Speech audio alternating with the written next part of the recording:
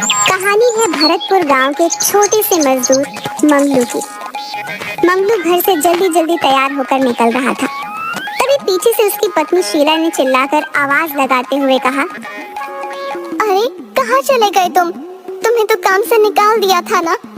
हे भगवान, मेरी तो किस्मत ही फूट गई जो तुझ गरीब मजदूर से ब्याह किया। जब से इस घर में आई हूँ मैंने एक बार भी पनीर की सब्जी नहीं खाई। तुम चिंता न करो शीला, आज 50 मजदूरों को 12 बजे से पहले फैक्ट्री पर बुलाया गया है। जो भी पहले आएगा उसे काम पर रख लिया जाएगा। मुझे भी जल्द से जल्द वहाँ पहुँचना होगा है। अगर मुझे काम मिल गया तो आज रात पनीर ही बनाना। मंगलू ये कहकर निकल गया, लेकिन उसकी पत्नी शीला उसे कोसती रह गई। रास्ते में मंगलू ने देखा कि गांव के चौराहे पर एक बच्चा एक कोने में बैठा हुआ वहां से आ जा रहे लोगों को देख रहा है। कोई उस बच्चे के पास रुक क्यों नहीं रहा है? ओह हाँ, सबको तो जल्द से जल्द फैक्ट्री पहुंचना होगा। पर वो बच्चा मुझे इस गांव का नहीं लग रहा। न जाने कौन है, पर दिखने में तो अच्छे घर का लग रहा है। लेकिन इसे अकेले छोड़कर मैं जा भी तो नहीं सकता। मंगलू फिर उस बच्चे के पास जाकर उससे पूछता है, बेटा कौन हो तुम और यहाँ क्या कर रहे हो? आप कौन? मैं मंगलू। तुम कौन? गणेश। अरे ये तो बप्पा का नाम है। पर तुम हो कौन? इस गांव के नहीं लगते। मैं भूत हूँ। पर इतने प्यारे भूत नहीं होते बबुआ। पर मैं तो हूँ। तुम कौन हो? मैं मंगलू हूँ। तुम कौन हो? मैं गणेश हूँ। अरे नाम नहीं पूछा। मंगलू को वो बच्चा बड़ा प्यारा लग रहा था और वो बच्चा बातों से ही शरारती लगा, क्योंकि अपने माता पिता से अलग होने के बावजूद वो रो भी नहीं रहा था।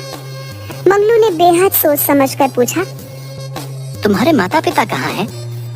अपने घर पर होंगे। तो तुम उनके साथ घर पर क्यों नहीं हो? क्योंकि मैं उनसे नाराज हूँ। अच्छा, पर क्यों?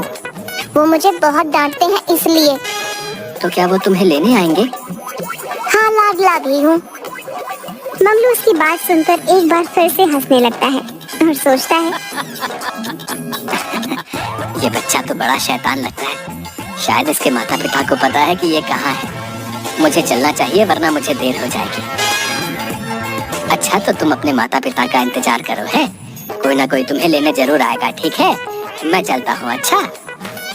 ये बोलकर मंगलू आगे बढ़ जाता है, पर कुछ कदम चलकर वो रुक जाता है और पीछे मुड़कर देखता है तो मंगलू हैरान रह जाता है, क्योंकि गणेश उसके पीछे पीछे चला आ रहा था। अरे तुम मेरे पीछे क्यों आ रहे हो? वहीं बैठो, तुम्हारे माता पिता तुम्हें लेने आ जाएंगे। जाओ। नहीं, मैं तुम्हारे साथ ही जाऊंगा। अरे बेटुआ, मुझे फैक्ट्री जल्दी पहुंचना है और तुम्हारा वहाँ कोई काम नहीं है। नहीं नहीं, मुझे तुम्हारे साथ जाना है। गणेश दौड़कर उसके पीछे आने लगता है। तभी एक पत्थर से टक्कर खाकर वो नीचे गिर जाता है, जिससे उसकी चीख निकल जाती है।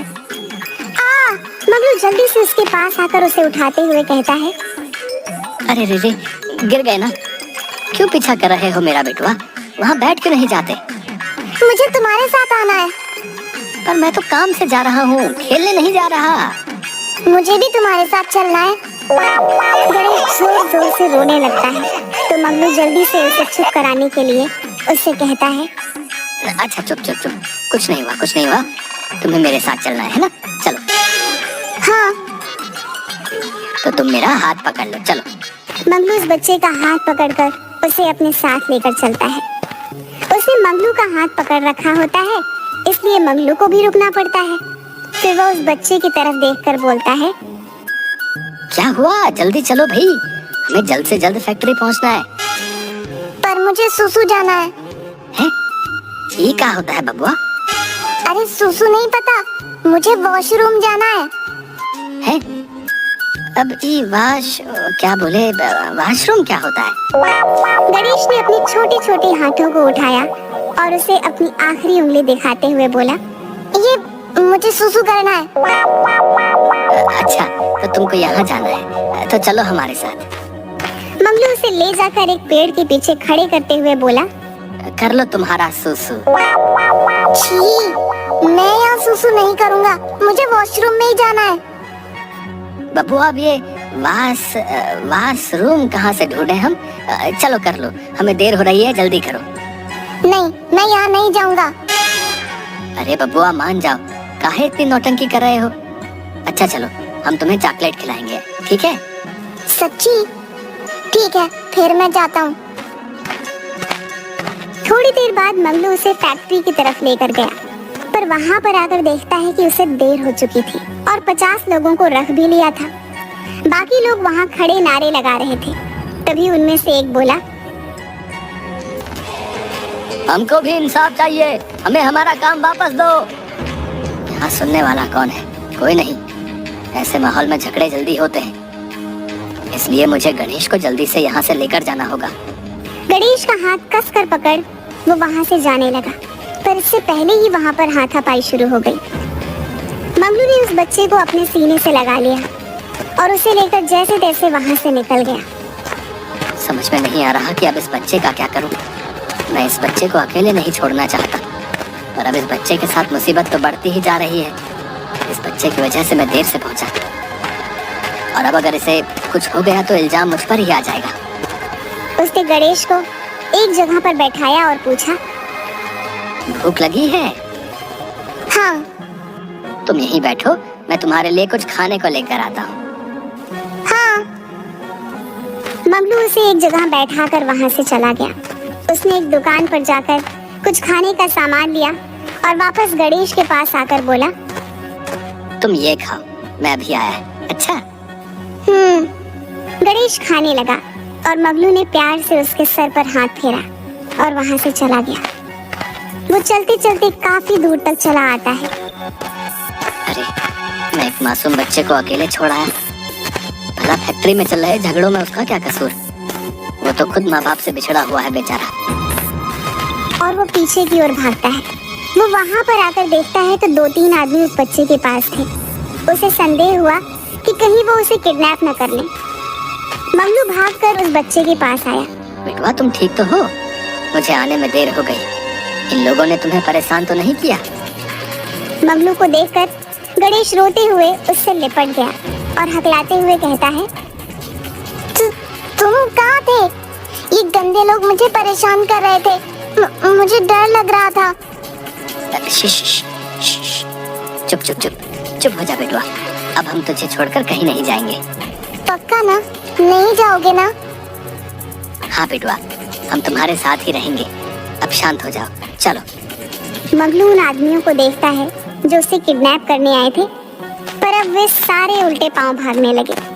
थोड़ी देर बाद मंगलू गणेश का हाथ पकड़ लेता है और उसे लेकर पैदल ही चलने लगता है।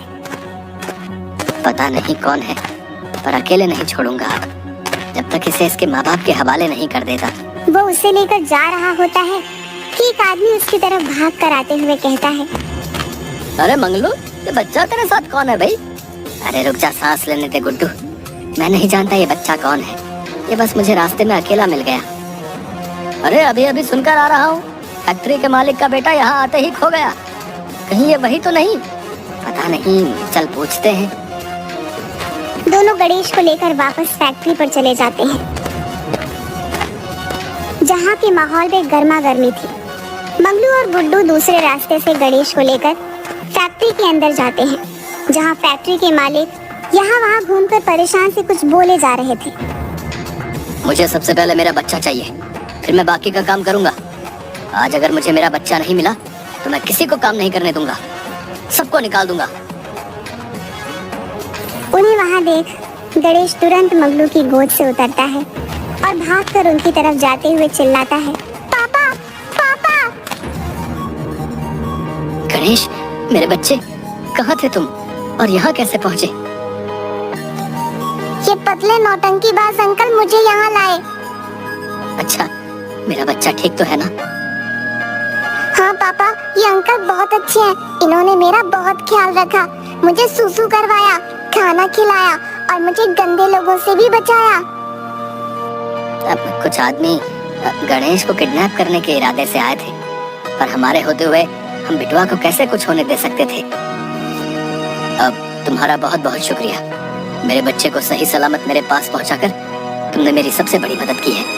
मैं तुम्हारा एहसान कभी नहीं भूलूंगा। नहीं मालिक, आप ऐसे बोलकर मुझे शर्मिंदा कर रहे हैं। ये तो मेरा फर्ज था। आखिर आपका नमक खाया है। मालिक, मैं भी पहले आपकी ही फैक्ट्री में काम करता था, पर आज जब सबको वापस काम मिलने वाला था तो मैं देर से पहुंचा। उसकी बात सुन मालिक मुस्कुरा कर कहते हैं, कर भला तो हो भला। तुमने मेरे बच्चे को सही सलामत मुझ तक पहुंचा दिया।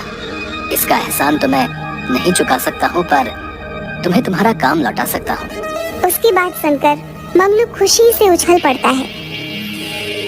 हे भगवान, किसी ने सच ही कहा है, किसी का भला करोगे तो आपका भी भला होगा। मैंने बच्चे की मदद की, असल में तो मैं अपनी ही मदद कर रहा था। घर वापस लौटते हुए मगलू ने रास्ते में पनीर और मिठाई खरीद ली। घर लौटकर उसके हाथ में सामान की थैली देखकर उसकी पत्नी शीला उछल पड़ी। अरे, ये क्या लेकर आए? पनीर और मिठाई लाया हूँ शीला। अब से हमारे दिन फिरने वाले हैं। मालिक ने मुझे अच्छी तनख्वाह पर काम में रख लिया है। अब तुम्हें अच्छा खाना खाने के लिए तरसना नहीं पड़ेगा।